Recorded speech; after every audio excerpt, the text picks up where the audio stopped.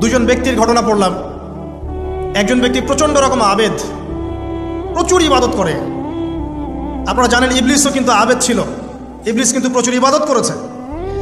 এখন ওই ব্যক্তির একজন বন্ধু ছিল, এটা বানু ইসরাঈলের ঘটনা। তো সেই বন্ধু পাপী ছিল, বিভিন্ন কবিরা গুনাহ করত।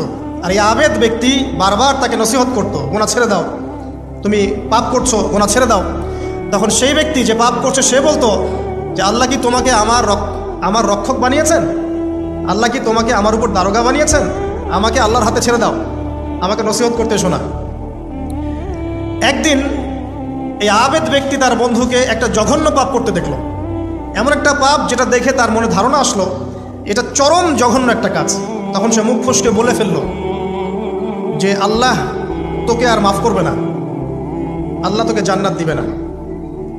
আল্লাহ রাব্বুল আলামিন মালাকুল মউতকে এই দুজনের কাছে পাঠালেন, দুজনের রূহকে কবজ করা হলো। এবার আল্লাহ পাক তার সামনে তাদেরকে উপস্থাপন করে বললেন যে তোমাকে আমার রহমত সম্পর্কে কে গ্যারান্টি দিয়েছে যে আমি কাউকে রহমত করব কি করব না? যাও, আমি তোমাকে জাহান্নামে পাঠালাম, ওই ব্যক্তি যে আমার রহমত প্রত্যাশা করেছে আমি তাকে জান্নাত দিয়ে দিলাম।